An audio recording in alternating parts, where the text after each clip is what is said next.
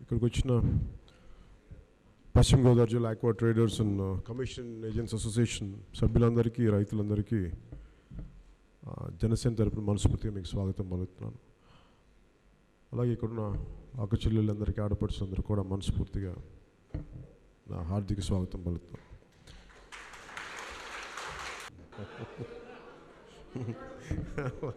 వస్తాను కదా బాగుంది. ఈ మీటింగ్ వెనుక ముఖ్య ఉద్దేశం రాష్ట్రానికి అత్యధికంగా ఆదాయం సంపాదించే ఈ ఆక్వా కల్చర్, వీటన్నిటికి సంబంధించి కొన్ని సమస్యలు ఉన్నాయి. ఇవన్నిటిని అర్థం చేసుకోవడానికి, అవగాహన చేసుకోవడానికి మీరు చాలా సహృదయతో వచ్చినందుకు మనస్ఫూర్తిగా స్వాగతం పలుకుతూ, ఒకసారి సమస్యను మీరు చెప్తే మాకు ఒకసారి నేను అవగాహన చేసుకుంటాను. ఈరోజు జనసేన పార్టీ అధ్యక్షులు పవన్ కళ్యాణ్ గారు పోరాట యాత్రలో భాగంగా మరి ఈ భీమవరం ప్రాంతానికి విచ్చేసిన శుభ సందర్భంలో వారికి పశ్చిమ గోదావరి జిల్లా aqua traders and commission agents తరఫున అభినందనలు తెలియజేసుకుంటూ వారికి ప్రత్యేక ధన్యవాదాలు తెలియజేసుకుంటున్నాం. మరి ఈ రోజున ఇక్కడ ఉన్నటువంటి అందరికీ తెలుసు, ఈ ఆక్వా పరిశ్రమ పశ్చిమ గోదావరి జిల్లాలోనే మరి ఒక ప్రత్యేకటువంటి స్థానాన్ని కలిగి ఉన్నది. ఆంధ్ర రాష్ట్రంలోనే పశ్చిమ గోదావరి జిల్లా కూడా ఈ ఆక్వాలో అగ్రస్థానంలో నడుస్తుంది. మెయిన్గా ఆక్వా పరిశ్రమ దినదినాభివృద్ధి చెందవలసిన పరిస్థితిలో ఇది రోజు రోజుకు క్షీణించే పరిస్థితి ఏర్పడింది. ఎందుకంటేనండి అయ్యా, మరి ఎక్కువ మంది ఎక్కువగా ఈ కల్చర్ని పెంచుకుంటూ వెళ్తూ వేలాది ఎకరాల్లో కల్చర్ చేస్తున్నటువంటి చిన్న పెద్ద రైతులు చాలామంది ఉన్నారు. అటువంటి సమయంలో మరి వైరస్ ఎఫెక్ట్ అనేది కూడా ఎక్కువగా ఈ ఆక్వాకి తగులుతుంది. అదే కాకుండా మరి చిన్నకారు రైతుల్లో ఎక్కువ మందికి అవేర్నెస్ లేదు. ఎందుకంటే యాంటీబయాటిక్ వాడాలా వద్దా, వాడితే కనుక దానివల్ల ఇబ్బంది అనేది ఏంటనేది ఈ చిన్న రైతులకి తెలియని కారణంగా ఈ యాంటీబయాటిక్ వాడుతున్నారు. దాని మూలంగా మరి ఏదైతే యాంటీబయాటిక్ వాడిన మెటీరియల్ని మా ప్రాంతంలో ఉన్నటువంటి దాదాపు 20-25 మంది ఎక్స్పోర్టర్స్ ఉన్నారు, ఎగుమతిదారులు. అయితే రాష్ట్రంలో ఎక్కడ పండినా సరే భీమవరం నుంచి అది ఇతర దేశాలకు ఎగుమతి అవ్వాల్సిన పరిస్థితి దాదాపుగా. అయితే రైతులు పండించిన పంటలో 80% మిడిల్ మ్యాన్, అంటే ఆక్వా ట్రేడర్స్ కానివ్వండి, కమిషన్ ఏజెంట్స్ కానివ్వండి, ఈ 80% రైతులు పండించిన పంట ఈ ట్రేడర్స్ ద్వారానే ఎగుమతిదారులకి చేరవేయడం జరుగుతుంది. మిగిలిన 20% డైరెక్ట్గా రైతులు ఎగుమతిదారులకు చేరవేసే పరిస్థితి. అయితే ఈ రోజున మరీ ముఖ్యంగా యాంటీబయాటిక్ సమస్య వల్ల చాలా ఇబ్బందులకు గురవుతున్నారు. పెద్ద ఫార్మర్స్ అయితే కనుక యాంటీబయాటిక్ వాడట్లేదు, చిన్న ఫార్మర్స్ యాంటీబయాటిక్ వాడుతున్నారు. దానివల్ల ఈ కంటైనర్స్ కూడా వెనక్కి రావడం కూడా జరుగుతుంది. ఈ కల్చర్ అనేది ఈ 2-3 జిల్లాల్లో ఎక్కువగా బాగా పెరిగింది. మరి పండిన పంటనంతని కూడా ఇక్కడ ఒబ్బడి చేసే పరిస్థితి అయితే కనబడట్లేదు. ఇప్పుడు మీ పక్కనే సూర్యారావు గారు ఉన్నారు, Suryamitra group of company chairman. వారు చాలా పెద్ద కంపెనీ, దాదాపు రోజుకి 70-80 టన్నులు మెటీరియల్ కొని పైన చేస్తూ ఉంటారు. మరి అలాంటి కంపెనీలు చాలా తక్కువ ఉన్నాయి. మరి కంపెనీలు కనుక ఎక్కువ ఉన్నట్లయితే కనుక ఈ మెటీరియల్ అనేది బయట రాష్ట్రాలకి పంపే పరిస్థితి ఉండదు. బయట రాష్ట్రాలకి 50% పండిన పంటని ఈ ట్రేడర్స్ బయట రాష్ట్రాలకు పంపిస్తున్నారు. బయట రాష్ట్రాలకు పంపించినప్పుడు లాంగ్వేజ్ ప్రాబ్లం మెయిన్గా. ఈ లాంగ్వేజ్ ప్రాబ్లం ఉన్నప్పుడు ఏమవుతుందంటే ఒక టైం వరకు, లేదంటే ఒక క్వాంటిటీ వరకు మనం అక్కడికి ఇతర రాష్ట్రాలు సప్లై చేస్తున్నామండి. దానికి 1 కోటో 2 కోట్లో 3 కోటో 4 కోట్లు అయ్యే వరకు కూడా అక్కడ ఉన్నటువంటి ఎగుమతిదారులు ఇక్కడ ఉన్న ట్రేడర్స్కి పేమెంట్ చేయరు.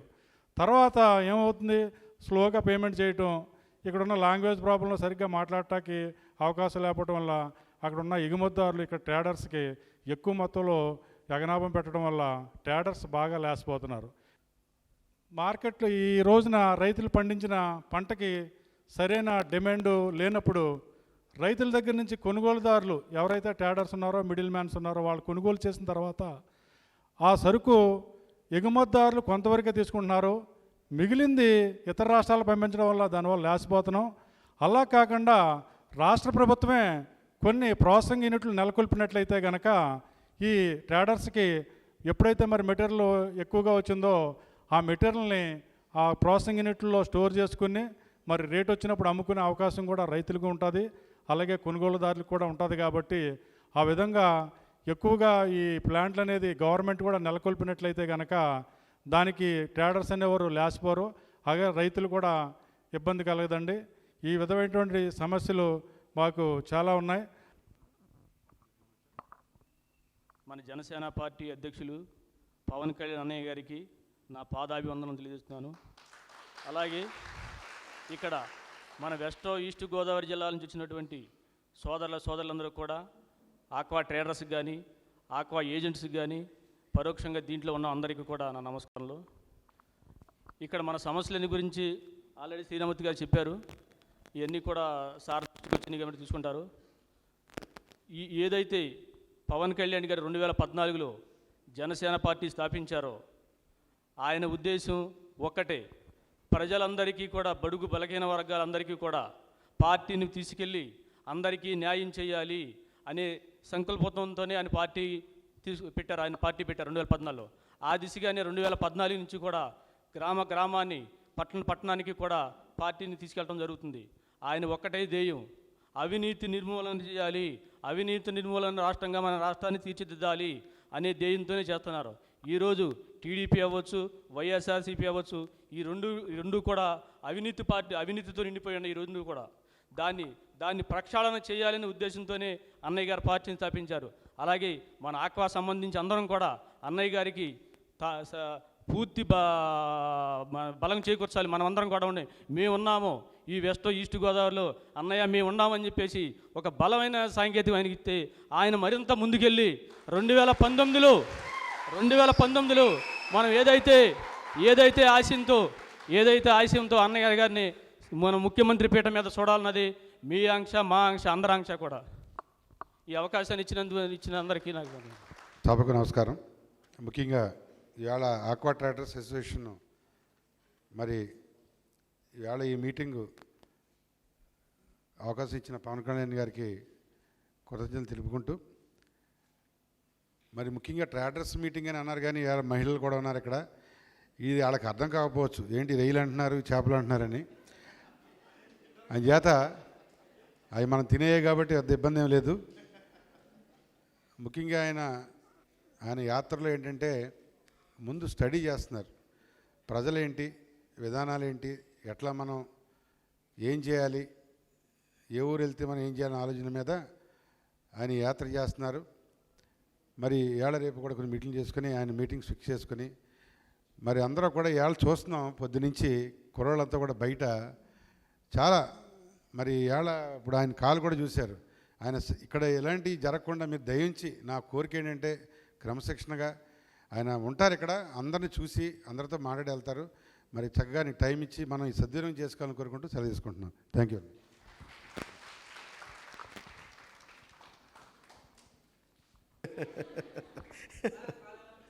కాల్మా చిన్న లిగమెంట్ ఏదో చిన్న స్ట్రెచ్ అయింది, చిన్న డ్యామేజ్ అయింది అంతే. చూస్తాను లిగమెంట్. ఇది ఆక్వా ట్రేడర్స్ అండ్ రైతులు ట్రేడర్స్ సంబంధించిన మీటింగ్లో ఆడపడుచులు, అక్క చెల్లెళ్ళు, తల్లులు ఉన్నందుకు కన్ఫ్యూజన్ ఏమి ఉండదు అనుకున్నాను. ఎందుకంటే మనం ఎంతో కొంత కనీసం తినకపోయినా చూస్తాం కదా రొయ్యలని, చేపలను, అందుకని పెద్ద ఇబ్బంది ఏం లేదు. అందరూ తింటారనుకున్నాను మోస్ట్ ఆఫ్ దెమ్. అలాగా ఈరోజు నేను మీ ముందుకు రావడానికి కానీ రింగ్ సూర్య గారు చెప్పినట్టుగా నేను వారి మాటలు నాకు చాలా ఇన్స్పిరేషన్ ఇచ్చినాయి. దాన్ని మీరు చెప్పిన మాటలు గుర్తొచ్చినాయి సార్ నాకు. అంటే ప్రశ్నించే పార్టీ నుంచి పాలించే పార్టీకి ఎదగాలని మనస్ఫూర్తిగా కోరుకుంటానని సూర్యారావు గారు చెప్పాను.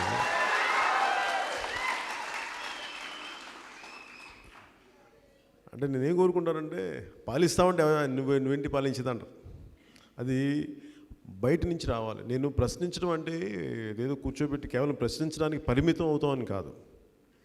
అంటే ముందుగా ఒక తప్పు జరుగుతున్నప్పుడు ప్రశ్నిస్తాం, ఆ తర్వాత నిలదీస్తాం, తర్వాత సమస్యలకి పరిష్కారాలు వెతుకుతాం. అది మనం పరిస్థితులను బట్టి మనం అధికారంలో కానీ రాగలిగితే అందరి ఆశీస్సులతోటి సమస్యలకి నేను పరిష్కారం చేస్తాం, లేకపోతే పరిష్కరించేలా మార్గాలు వెతుకుతాం. ఈరోజున జనసేన పార్టీ ఆవశ్యకత కానీ అవసరం కానీ కారణం ఎక్కడైనా సరే మన రాష్ట్రం కావచ్చు, ఎక్కడైనా రావచ్చు, రెండు పార్టీలు ఏ గ్రామాన మన శ్రీకాకుళం నుంచి నెల్లూరు దాకా అనంతపురం దాకా ఎటువైపు వెళ్ళినా కానీ ప్రతి గ్రామంలో అధికారాన్ని రెండు వర్గాలుగా అయిపోయి ఒకళ్ళొకళ్ళు పంచుకుంటున్నారు తప్ప నిజంగా సమస్యలకి పరిష్కారం వెతకట్లేదు. అలాగే యువత మారుతున్నప్పుడు, ఇంతమంది బలమైన యువత వచ్చినప్పుడు, ఒక ఆక్వా పరిశ్రమ తీసుకుంటే ఇన్ని లక్షల ఉద్యోగాలు ఉంటాయి, ఎంత వేల కోట్ల ఆదాయం ఉంటుంది. దీని సరైన ఒక విధి విధానాలు ప్రణాళిక మనకి సెంట్రల్ గవర్నమెంట్ కేంద్ర ప్రభుత్వం చేసినా కానీ దాన్ని రాష్ట్ర ప్రభుత్వం దాన్ని ముందుకు తీసుకెళ్లే ప్రయత్నం చేయలేదు. అంటే దీంట్లో ముఖ్యంగా మనకి పంట పండే భూముల్ని మెల్లిగా మనకి విపరీతమైన ఆదాయం లభించే పరిస్థితుల్లో, అంటే గోదావరి జిల్లా అంటే మనకి సస్యశ్యామలైన ప్రాంతం, ఊళ్ళంతా నీరుండే ప్రాంతం, కానీ ఎవరితో మాట్లాడుతున్నా మనకి కొంచెం నీరు ఇబ్బంది ఉంది అనేది. ఒకవేళ రాష్ట్ర ప్రభుత్వం ప్రణాళిక దీనిని ఆక్వా పరిశ్రమగా మనం గుర్తించాలి అని అనుకున్నప్పుడు దానికి ప్రత్యామ్నాయంగా ఇక్కడ మనకి నీటి వసతులు కూడా చూడాలి ప్రభుత్వం. అంటే పరిశ్రమల వల్ల ఒక ఆదాయం వల్ల కొంత మనకి నీటి ఇబ్బంది ఉంది, దాన్ని కూడా ప్రభుత్వం చూడాలి అనుకుంటే వాళ్ళకి గోదావరి జిల్లాకు సంబంధించి ముఖ్యంగా తెలుగుదేశం పార్టీకి నేను సహకారం చేసినప్పుడు, వారికి నేను మద్దతుగా భారతీయ జనతా పార్టీకి ఉన్నప్పుడు, ఏ జిల్లాలో కూడా గోదావరి ముఖ్యంగా పశ్చిమ గోదావరి జిల్లా ప్రత్యేకత అంటే మొత్తానికి అన్ని సీట్లు 15 సీట్లు కాదు, మొత్తం 15 సీట్లు కూడా మొత్తం తెలుగుదేశం కైవసం చేసుకుంది.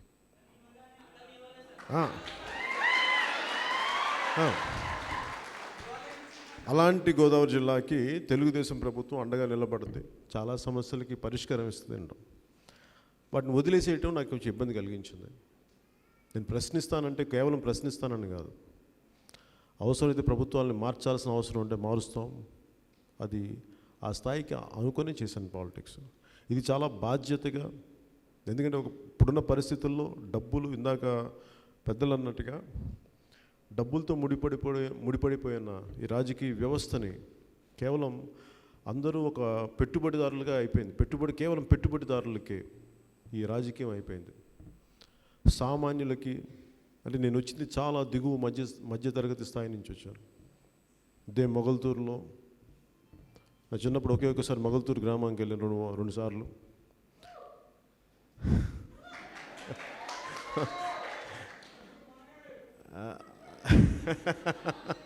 అలాగా ఇది నాకు మన ఈ పల్లెటూరు చాలా ఇష్టం. నాకు మన పల్లెటూళ్ళు ఇంత పచ్చగా ఉంటాయి, బాగుంటాయని.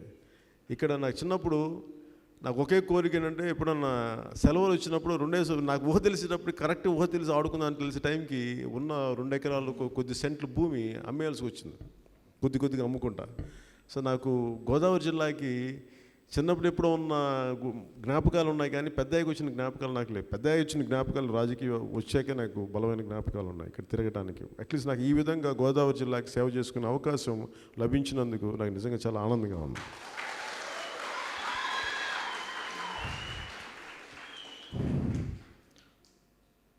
మీ అందరి ఆశీస్సులతోటి నేను కోరుకునే తెలుగుదేశం పార్టీకి 15 స్థానాలు సంపూర్ణంగా, టీడీపీకి ఎలా ఇచ్చారో మీరు జనసేనకి ఎలా ఇవ్వండి, అలా నిలబడండి.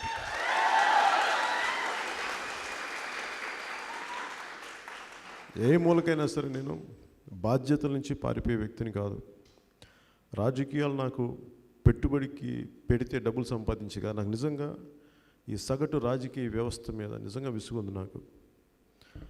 అంటే కొద్దిమంది చేతుల్లోకి చేరిపోయి, కొంతమంది సమూహం చేతుల్లోకి వెళ్ళిపోయి వారు మిగతా వారందరినీ శాసిస్తుంటే ఒకలాంటి అసమానత ఉంటుంది సమాజంలో. అది నిలతీయటానికి, ఎదుర్కోవడానికి ప్రత్యామ్నాయంగా ఇంకొక బలమైన పొలిటికల్ పార్టీ లేకపోతే, బడుగు బలహీన వర్గాలకు ముఖ్యంగా సంబంధించి ఆకాంక్షలకి, ఇంత కష్టపడే ఏజెంట్స్కి సంబంధించి, ఇంత కష్టపడే ఆక్వా పరిశ్రమకి సాధక బాధలు తెలుసుకునే ప్రభుత్వం ఉండాలి.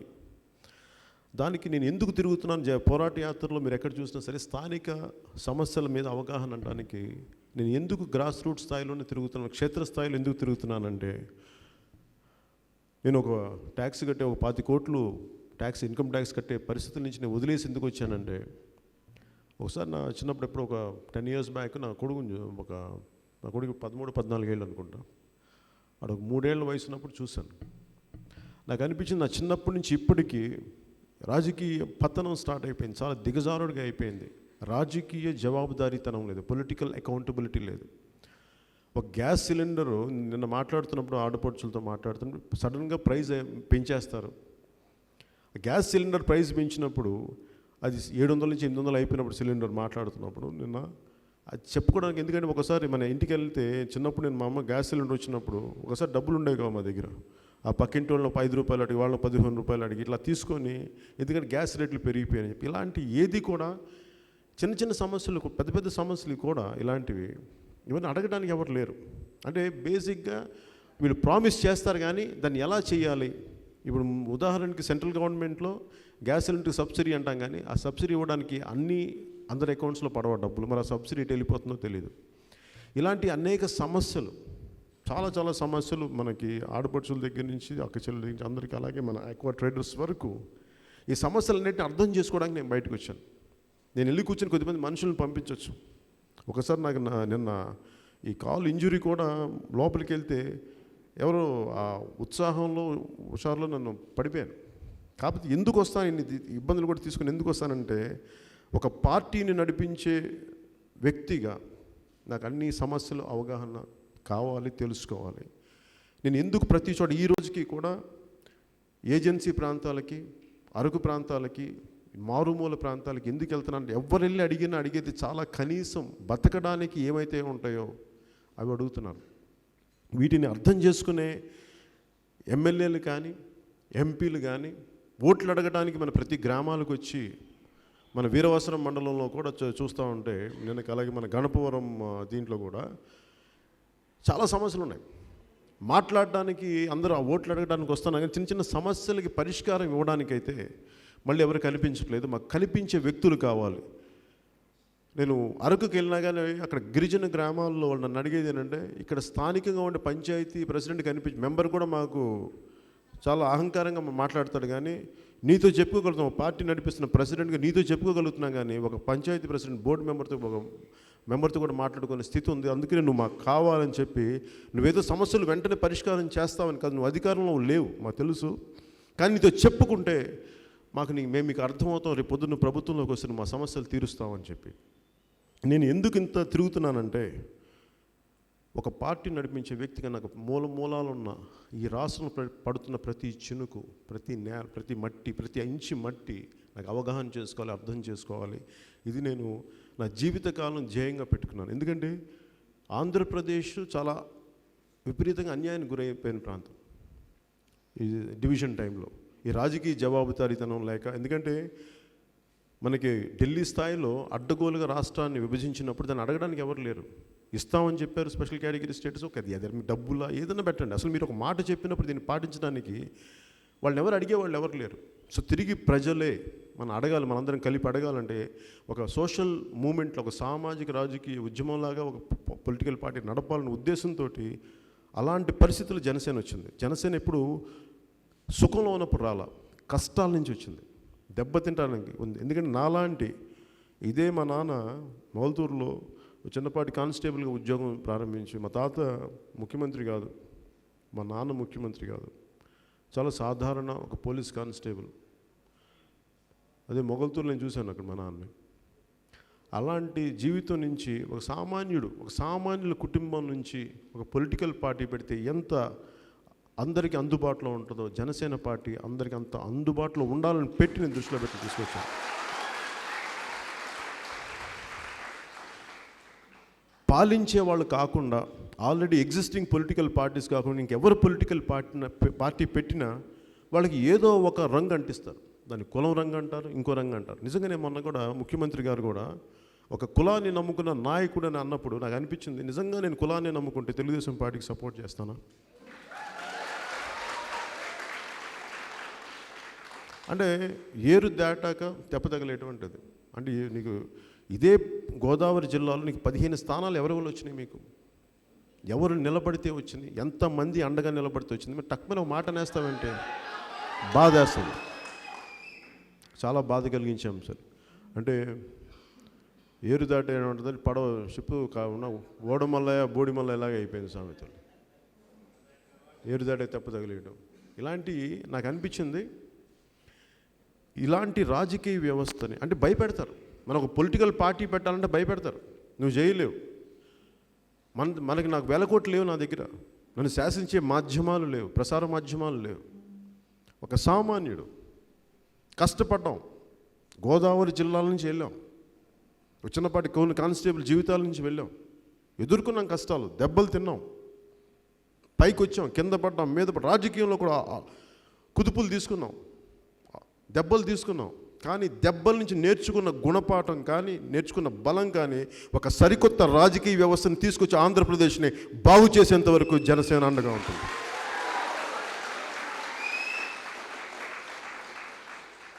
చాలామంది గతంలో నేను ఎన్నికలు ఉన్నప్పుడు చాలామంది వెటకారం చేశారు నన్నే, మీ వల్ల కాదు రాజకీయం చేయటం. మరి వాళ్ళకే నేను సపోర్ట్ చేయాల్సి వచ్చింది. ఉదాహరణకి రాయపాటి సాంబశివరావు గారికి, ఏమయ్యా మీ వల్ల కాదయ్యా రాజకీయం అంటాడు. మీలాంటి వాళ్ళ వల్ల కాదయ్యా, మీ సినిమా లాంటి వాళ్ళ వల్ల కాదని.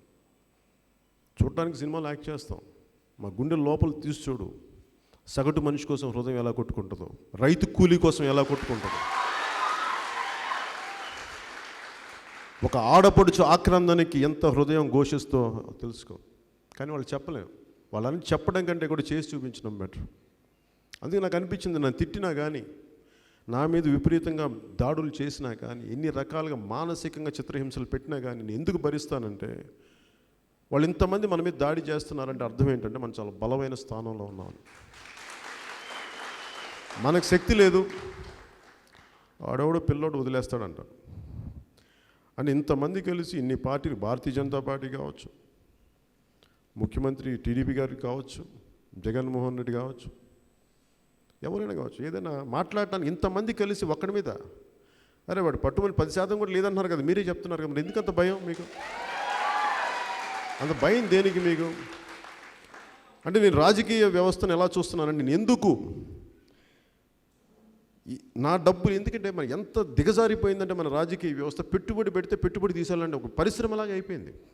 ఇది వ్యాపారం కాదు, రాజకీయం చాలా ఉన్నతమైన అంశం ఇది. అలాంటి రాజకీయ వ్యవస్థను అందరూ కూర్చో, అందుకే నాకు వ్యాపారాలు లేవు నాకు. మహా అయితే నాకు తెలిసిన సినిమా ప్రొడ్యూస్ చేస్తున్నాను నా డబ్బుల కోసం. అందుకే నేను వ్యాపారాలు ఏం పెట్టుకోలే, నాకు అవసరం లేదు కూడా. ఎందుకంటే నా జీవితాన్ని చాలా చిన్న జీవితం చేశాను. పొద్దున్న లేసుకొస్తే వేసుకున్న బట్టలే గుర్తుంటాయి నాకు, అంతే. ఇంట్లో ఏమున్నాయి, ఏం కావాలి తెలియదు నాకు. అలాగే పెద్దలు కూడా అడుగుతారు, మన వైజాగ్లో కూడా చాలామంది, మీరు ఎందుకు ఫండ్స్ అడగరంటే, ఇంతమంది కష్టపడిన డబ్బు నేను దానికి ఒక పద్ధతి క్రమం లేకుండా నేను ఎలా అడగను. అంటే ఈరోజు నేను ఇండివిజువల్, నేను ఒక యాక్టర్గా ఒక స్టార్గా వెళ్తే, నాకు స్టార్ అనే పదం ఇష్టం లేదు, ఓకే, నేను సంపాదించే స్థాయి ప్రకారం నేను వెళ్తే, నేను ఒక 5 స్టార్ 7 స్టార్ హోటల్లో పెడతారు, ఒక ప్రైవేట్ ఫ్లైట్ ఉంటుంది. నేను ఒకసారి విదేశాల్లో ప్రాంతానికి వెళ్ళాలంటే, ఆ స్థాయి నుంచి నేను ఎందుకు రాజకీయాలకు వచ్చి తగ్గుకుంటానంటే, ఇది కలెక్టివ్గా పొదుపు ఇక్కడి నుంచి ప్రారంభం అవ్వాలి. నేను పార్టీ నడిపే విధానంలో పొదుపు ప్రారంభం అవ్వాలి. ఇప్పుడు ముఖ్యమంత్రి గారు ఉన్నారు, ఆయన ఇల్లు ఉండి, అంటే పొదుపు ఎక్కడ పోతుందో చెప్పి, ఆయన ఇల్లు ఉండి హైదరాబాద్లో చేసుకోవడానికి ప్రభుత్వం డబ్బు, మనందరం కష్టపడి సంపాదించిన డబ్బుని, దాంట్లో ఒక భాగం తక్కువ కావచ్చు, 1,50,000 కోట్లు 2 లక్షల కోట్లు, మేబీ ఒక 150, 200, 300 కోట్లు తక్కువ అనిపించవచ్చు, ఎంత అనిపించవచ్చు. కానీ దానిని కూడా ఆయన ఇల్లు పెట్టుకొని కూడా తక్కువలో తీసుకోవచ్చు కదా అని అనిపిస్తుంది. అదే కానీ ఆయన ఇల్లు ఒక 5 స్టార్ హోటల్లో, ఆల్రెడీ అమరావతిలో ఇల్లు ఉండి అక్కడ ఇల్లు రిపేర్ చేయించుకోవడానికి వెళ్ళినప్పుడు ఉండడానికి ఒక 5 స్టార్ హోటల్లో ఒక 150-200 కోట్లు అలా అలవోగ్గా ఖర్చు పెట్టేశారు. అలాంటి అలవాట్లు ఇప్పటి నుంచే ఉండకూడదు. నా చుట్టుపక్కల ప్రతి ఒక్కరికి ఒక క్రమశిక్షణ నేర్పించాలనే ఉద్దేశంతో నేను డబ్బుల్ని చాలా పొదుపుగా వాడతాను. ఎందుకంటే రేపు పొద్దున రాజకీయ పార్టీ అంటే అధికారం చూడలేదు, అందరి ఏమంటుందని కలెక్టివ్ సంపాదన, అందరి కలెక్టివ్ సంపాదన, అందరి కలెక్టివ్ శ్రమ, సామూహిక శ్రమ, సామూహిక సంపాదన, దీనిని కలిసి ఒకటి స్టేట్ ఎక్స్చెకర్లో ఉంటే ఇన్ని లక్షల కోట్లకి ముఖ్యమంత్రి అనేవాడు ధర్మకర్త. నువ్వు పాటించాలి, నువ్వు ధర్మం పాటించాలి. ఎవరికి ఎంత డబ్బులు ఇవ్వాలి, ఎవరికి ఏ పరిస్థితికి ఎంత ఇవ్వాలి. సో ఎవరికైనా ఏముంటుందంటే 1,50,000 కోట్లు అక్కడ ఉంది అంటే దీన్ని ఎలా దోచేయాలి, 10,000 కోట్లేమో ఆ ల్యాండ్తో దోచేద్దాం, ఈ 5,000 కోట్లు మా వాళ్ళకి పెట్టుకుందాం, ఈ 5,000 కోట్లు మా మునిమనవాడికి పెట్టుకుందాం, ఇంకా పుట్టని మునిమనవాడికి. ఈ స్థాయికి వెళ్ళిపోయారు మనుషులు. ఒకవైపు చూస్తే విపరీతమైన పేదరికం ఉంటుంది. మధ్యతరగతి సమస్యలు ఎన్ని ఉంటాయో తెలుసు, ఎంత కష్టాలు ఉంటాయో నాకు తెలుసు. కరెక్ట్గా 21వ తారీఖు 22వ తారీఖు మా ఇంట్లో జీతాలు అయిపోయాయి. మా నాన్న ఇచ్చిన డబ్బులు ఎవరిని అడగలేం, తగ్గలేం, యాచించలేం, అన్ని కష్టాలు ఉంటాయి సగటు మధ్యతరగతి మనుషులకి. దానిని మాట్లాడేవాళ్ళు ఎవరు లేరు. నేను కోరుకునేది ఏంటంటే ఇంతమంది మీరు కూడా సగటు మధ్యతరగతి మీరు కానీ పొలిటికల్గా, రాజకీయ పరంగా, ఆడపడుచులకి, అక్కచెల్లకి మీరు బలంగా బయటకు వచ్చి మీ సమస్యలపై మీరు బలంగా మాట్లాడి మీరు ఏదో ఒక స్టాండ్ తీసుకోకపోతే మనకు న్యాయం జరగదు. అలాంటిది నేను ఆ మార్పు పశ్చిమ గోదావరి జిల్లా నుంచి రావాలని నేను మనస్ఫూర్తిగా కోరుకున్నాను. ఇది విపరీతమైన రాజకీయ చైతన్యం ఉన్న జిల్లా ఇది. అందుకు ఇంత చైతన్యం ఉండబట్టే నేను ఒక మాట చెప్తే, నేను మిమ్మల్ని వేడుకుంటే 15 సీట్లు ఇచ్చారు టీడీపీకి. 15 సీట్లు ఏ జిల్లా ఇవ్వలే. వారికి పట్టున్న కృష్ణా, గుంటూరు జిల్లాలు కూడా ఇవ్వలేదు. వారికి పట్టున్న ఏ జిల్లాలు ఇవ్వలేదు. కానీ పశ్చిమ గోదావరి జిల్లా అంత మంచి జిల్లా, అది అంత మంచి మనసున్న జిల్లా, ఇది అంత మంచి మనసున్న జిల్లాకి ఎంత చేయొచ్చు ముఖ్యమంత్రి గారు? ఏం చేయరు, చేయాలనిపించదు. ఎందుకంటే మళ్ళీ చేస్తే వీళ్ళకి అవుకునే ఆధారం తగ్గిపోతుంది కదా, ఇండిపెండెంట్ అయిపోతారు. అందుకని మళ్ళీ నెక్స్ట్ టైం 2019 కూడా ఇట్లా అడిగేస్తారంటే అప్పుడు ఇవ్వచ్చు, లేదా తీసుకోని అనొచ్చు. అందుకే నేనేం కోరుకుంటానంటే, ఇది నేను మీ వాడిగా, ఈ జిల్లా స్ఫూర్తిని, భావాన్ని, ఆత్మని అర్థం చేసుకున్న వ్యక్తిగా మీరు జనసేనకి మీరు అర్థం చేసుకోండి. నేను నిలబడే వ్యక్తిని, పారిపోయే వ్యక్తిని కాదు, నుంచొని దమ్ముగా నిలబడే వ్యక్తిని. ఎందుకు కష్టాల మధ్య పెరిగిన వాడిని, ఒక సక్సెస్ రావడం కోసం 10 సంవత్సరాలు, దశాబ్దం పైన వెయిట్ చేసిన వాడిని, 1,000 కోట్లు లేకుండా పొలిటికల్ పార్టీ పెట్టిన వాడిని, ఎలాంటి గుండాగిరి లేకుండా రాజకీయాల్లోకి వచ్చిన వాడిని. మొన్న మధ్యన ఒక సీనియర్ ఐఏఎస్ ఆఫీసర్ ఒక ఆయన, మీరు తట్టుకోలేరండి మీరు ఇంత ముక్కుసూటి వ్యక్తి, మీరు తట్టుకోలేరు రాజకీయాలని, ఈ వైసీపీ ఫ్యాక్షనిస్ట్ గ్రూపుల దగ్గర నుంచి మీరు ఎలా తట్టుకుంటారంటే చెప్పాను. నా దగ్గర గొప్ప కత్తులు, కటార్లు ఏమి ఉండవు నా దగ్గర, బాంబులు ఏమి ఉండవు నా దగ్గర, అలాగే బాంబులు ఏమి ఉండవు. కానీ ప్రతి ఒక్కడికి ఒక 100 మంది గుండాలు, మా సైనికుడు ఒక్కడు 100 మంది బాంబులు, కటార్లు చూసి గుండాలు ఎదుర్కోవాలి. వాడి గుండె, మా సైనికుడి గుండె బలం అంత ఉంటుందన్న, అంత ఉంటుంది గుండె బలం. సో వీళ్ళందరికీ ఏంటంటే ఈ 1,50,000 కోట్లు, 2,00,000 కోట్ల తాలూకు బడ్జెట్ మీద ఆశ. ఇంతమంది నిన్న ఆడపడుచులతో మాట్లాడుతున్నప్పుడు, అన్నయ్య మాకు 700, 800 గ్యాస్ సడన్గా పెరిగిపోయినప్పుడు మాకు డబ్బులు ఉండట్లేదు, మాకు ఏం చేయాలో తెలియట్లేదంటే, ఒకవైపు ఏమో 1,000 కోట్లు దోచేసుకుంటున్నారు వీళ్ళు మనకు నీతులు చెప్తారు. వీళ్ళు స్కాములకి వెళ్ళిపోయిన వాళ్ళు వీళ్ళు నీతులు చెప్తారు. వీళ్ళకి రేపొద్దున అధికారం ఇస్తే వీళ్ళు ఏం చేస్తారు? ఈరోజు నేను మీకు కూర్చుంటాను, మీకు అండకుంటాను. నేను ఎక్కడ పారిపోయేవాడిని కాదు, ఎక్కడ దూరంగా కూర్చోబెట్టి పెద్ద ఒక 10 బంగ్లాలు ఉన్నవాడిని కాదు. జగన్ గారి లాగా 600 ఎకరాల్లో 10 బంగ్లాలు ఉన్న వ్యక్తిని కాదు.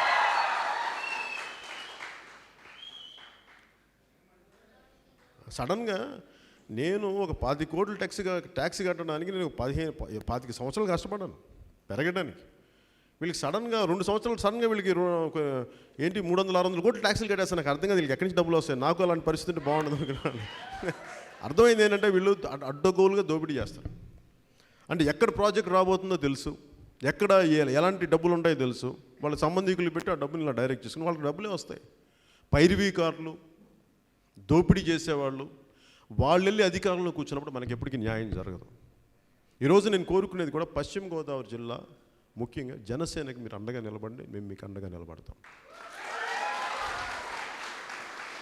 నేను నేను ఎందుకు ఇంత బలంగా ఉన్నానంటే, నేను ఆ రోజు 2014లో మన భీమవరంకి వచ్చినప్పుడు ప్రధానమంత్రి గారితో పక్కన ఉన్నప్పుడు అందరూ అడిగారు. నేను ఈ రోజున అడుగుతున్నాను, మీ సహా ఒకవేళ వీరు చేయలేనప్పుడు నేను బయటకు వచ్చి మాట్లాడతానని చెప్పడానికి నిదర్శనం. ఆ రోజు అందరూ సరదాగా అనుకున్నారు, చాలా కామెడీగా చెప్తున్నాడు అని అనుకున్నాను. లేదు, నేను చాలా సీరియస్గా చెప్పాను. వాళ్ళకి అర్థం కాదు, వాళ్ళకి కామెడీగా ఉన్నాను నేను. ఎందుకంటే నేను చాలా పొలిటికల్లీ కమిటెడ్ వ్యక్తిని. నాకు సమాజం బాగుండాలి, సమాజానికి నిలబడాలి. ఒక కుటుంబాన్ని నడిపే ఆడపడుచుకి, అక్క చెల్లెలకి, తల్లికి ఎంత కష్టమో తెలుసు. నేను ఆ తల్లి సమస్యను చూసిన వాడిని. ఇదే నేను మనకి అరకులు వెళ్తుంటే రోడ్డు మీద బిందులు ఆపేశారు. ఏంటమ్మా అంటే నన్ను ఏమనుకో, సరే నమస్కారం పెట్టి నేను నమస్కారం పెట్టి వెళ్ళిపోదాం అనుకుంటే, పవన్ కళ్యాణ్ నువ్వు ఎక్కడికి వెళ్తావు, ఆగవా అంటే. ఏంటమ్మా చెప్పండి, ఒకసారి లోపల నీకు చూస్తాను, నువ్వు చెప్పావు కదా మీ అమ్మ చిన్నప్పుడు నీకు అంటే క్యూలో బిందులు పెట్టుకుని ఇబ్బంది పడేది, మా ఇబ్బంది అర్థం చేసుకుని నేను తీసుకెళ్తాను రా అంటే, ఎక్కడ ఊరు అన్నాను. అదే అక్కడెక్కడ అని చెప్పారు. చూసి 7 కిలోమీటర్ల లోపల తీసుకెళ్ళారు నన్ను. నాకు చాలా ఆనందం వేసింది. అంటే నన్ను బయట వాళ్ళ చూడాల, వాళ్ళల్లో ఒకరు, వాళ్ళ ఇంట్లో ఒకడు, వాళ్ళ కొడుకు. ఆవిడ ఉంటుంది, చెప్పే నా పిల్లలు చెప్తా ఉన్నారు, ఇదిగో నీ పెద్ద కొడుకు వస్తున్నాడు, నువ్వు వెళ్ళి ఆగితే ఆవిడ ఆగుతాడు. ఇది నేను నా కుటుంబాన్ని కాదని పెద్ద కుటుంబాన్ని తీసుకున్నాను. చాలా పెద్ద కుటుంబం. దేనికి అని అడగండి. నాకు దీనివల్ల ఓట్లు, అధికారం ఇవన్నీ కాదు. సాటి సగటు మనిషికి, సాటి ఆడపడి చూసి బాధ అనిపించింది. ఎవరు మాట్లాడరేంటి, మానవతా విలువలు లేవేంటి, మాట్లాడితే పొద్దున్న లేచి అంబేద్కర్ గారి స్ఫూర్తి అంటారు. వీళ్ళెవ్వరిలో అంబేద్కర్ గారి స్ఫూర్తి ఉండదు, రాజ్యాంగ స్ఫూర్తి ఉండదు, ఎవరేం మాట్లాడరు. అన్ని రాజ్యాంగం పొద్దున్న లేచినప్పటి నుంచి రాజ్యాంగాన్ని అన్ని బద్దులే ఉంటామంటారు, అన్ని రాజ్యాంగానికి విరుద్ధంగా పనిచేస్తారు. నిజంగా విసుగొచ్చి ఇన్ని లక్షల కోట్లు డబ్బు వెళ్ళాల్సిన వాళ్ళకి వెళ్ళట్లేదు. దీనిని మార్చగలిగేది నేను ఎందుకు ఇన్ని వేల కోట్లు ఇంత వ్యాపారాన్ని ఇంత సంపదను వదిలేసి ఎందుకు వచ్చానంటే, నా జీవితంలో నేను ఇట్లాగే డబ్బులు సంపాదించి సంవత్సరానికి బాగా ట్యాక్సులు కట్టి బాగా సంపాదించి నేను జీవితం అలా లేచి ఒకటి బతికాడు, పెరిగి పెద్ద అయ్యాడు, పేరు సంపాదించాడు, చచ్చిపోయాడు. నాకు అలాంటిది కాదు. ఒకటి పెరిగాడు, చాలా డబ్బులు వచ్చేది వదులుకున్నాడు, జీవితం ప్రజలందరికీ అంకితం చేశాడు, తన తోటి వాళ్ళందరికీ అంకితం చేశాడు. ఆ జీవితం కావాలి. ఇది నేను ఎందుకున్నానంటే, నా కుటుంబంలో కష్టాన్ని చూసి, ఇది సహకారం లేని వాళ్ళు ఇంకెంతమంది ఉన్నారు, ఎన్ని కోట్ల మంది ఉన్నారు. వాళ్ళకి అట్లీస్ట్ నా జీవితకాలం అందరికీ చేయలేకపోవచ్చు, కానీ ఎక్కడో ఒక చోట ఒక చిన్న పెద్ద ప్రయాణం కూడా ఒక చిన్న అడుగుతూనే నా అడుగు నేను మొదలుపెట్టాను జనసేన ద్వారా. కష్టాలు ఉన్నా కానీ, ఇబ్బందులు ఉన్నా కానీ నేను ఒక్కడే, నేను ఎవరి సహాయ సహకారాలు అడగల. ఎందుకంటే అది ఇంగ్లీష్లో, తెలుగులో చెప్పాలితే కానీ, 1 man's courage makes a majority. ఒక్కడికి ధైర్యం ఉంటే మిగతా వాళ్ళందరికీ వెన్నెముక నిటారు నిల్చుంటుంది. ధైర్యంతో చాలా ధైర్యం వస్తుంది. అలాంటి వ్యవస్థను స్థాపించాలి, అలాంటి వ్యవస్థను మాట్లాడాలి. నన్ను చాలామంది మాట్లాడతారు, బెదిరిస్తారు, నన్ను చాలా బెదిరిస్తారు. అరే నేను చిన్నప్పటి నుంచి దెబ్బలు తిని వచ్చినాడిని, మీరే నన్ను బెదిరించేది, తోలు తీస్తానని చెప్తాను పిచ్చి వేషాలు. ఎందుకంటే ఈ రాజకీయాల్లో ఒక మంచికి తీసుకెళ్ళడానికి కూడా నేను ఒకసారి మా ఊళ్ళో అమ్మవారి విగ్రహం కానీ చూసినా కానీ, ఇంకా రకరకాల దేవతల విగ్రహాలు చూసినా, మనకు 6 చేతులు ఉన్నాయి.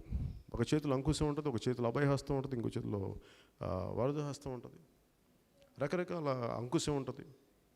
ఇవన్నీ ఏం సూచిస్తాయంటే, ఒక సమస్యకి ఒకటే పరిష్కారం ఉండదు. వచ్చే వ్యక్తిని బట్టి, కొంతమంది మాటతో మాట్లాడితే అయిపోద్ది, కొంతమందితో చిన్నగా చల్లగా చెప్తే అయిపోద్ది, కొంతమందికి లాగి పెట్టి కొట్టాల్సి వస్తుంది. వాడికి అలాగే చెప్పాలి, వాడికి మంచి మాటలు చెప్తే అర్థం కాదు. కొంతమందికి వాగే వాళ్ళకి ఎక్కువ అతిగా వాగే వాళ్ళకి ఒకసారి కొట్టి మాట్లాడాల్సి, అప్పుడు కానీ అడిగిన మాట. ఇలాంటి పరిస్థితులు, అందుకంటే నేను అన్నిటికీ సిద్ధమై వచ్చాను పాలిటిక్స్కి. ఎందుకంటే ఒక కుటుంబాన్ని నడపడమే అత్యంత కష్టమైన పని. అలాంటిది ఇన్ని కోట్ల కుటుంబాలు నడపడానికి, అన్ని కుటుంబాలను అర్థం చేసుకునే మనస్తత్వం, నైజం నాకు భగవంతుడు ఇచ్చాడు. అది తీసుకొని ముందుకెళ్ళడానికి, మీ అందరికీ అండదండలుగా ఉండటానికి, కష్టాలను అర్థం చేసుకున్నామండి మీకు అండదండలుగా ఉంటుంది జనసేన పార్టీని తెలియజేసుకుంటూ, అలాగే మన ఆక్వా ఫుడ్ పార్క్, మన ఆక్వా ట్రేడర్ సంబంధించిన సమస్యలన్నీ కూడా నేను ఇది నా మేనిఫెస్టో కమిటీకి నేను పంపిస్తాను. ఇది అలాగే నేను మరింత సంపూర్ణంగా అర్థం చేసుకుంటాను. మీరు మాట్లాడిన దాంట్లో ఈ ప్రాసెసింగ్ యూనిట్స్ ఉంటే బాగుంటుంది అనిపించింది. మరి 15 సీట్లు ఇచ్చిన పశ్చిమ గోదావరి జిల్లాకి ముఖ్యమంత్రి గారు కనీసం ఒక ప్రాసెసింగ్ యూనిట్ అన్న పెట్టుంటే చాలా ఆనందంగా ఉండేది. అది చేయలేకపోయారు. అది మనం చేసుకుందాం. అది అలాగే మన పర్యావరణం దెబ్బతినకుండా ఆక్వా ఇండస్ట్రీని ఎలా ముందుకు తీసుకెళ్ళాలి అనే దాని మీద కూడా నాకు కొంత అవగాహన ఉంది. దాన్ని మనం అందరితో మాట్లాడదాం. అలాగే మీతో కూడా నా యూనిట్ని పంపిస్తాను, మన మేనిఫెస్టో గ్రూప్ని పంపిస్తాను. అంటే పశ్చిమ గోదావరి జిల్లా ఎక్కడికి వెళ్ళినా ఇప్పుడు ఉదాహరణకి తెలంగాణ ప్రాంత నాయకులు ఏమంటారు నాతోటి, మీకేంటండి ఉభయ గోదావరి జిల్లాలు ఉన్నాయి చాలా మంచి పచ్చగా ఉంటాయంటే, ఉభయ గోదావరి జిల్లా ఒకసారి తాగడానికి మంచి నీళ్ళు లేవు ఇక్కడ మనకి. అంటే కొంత మీ అందరికి అవగాహన ఉంటుంది దీనివల్లనే. అదే నేనేమంటే ఎక్కడోసారి మన పచ్చదనం పోకుండా, అలాగే మన ఇన్ని వేల కోట్లు ఇచ్చి ఆక్వా పరిశ్రమ దెబ్బతినకుండా ఎలా చేయాలి, మధ్యలో ప్రతిసారి ఒక మధ్య మార్గం ఉంటుంది.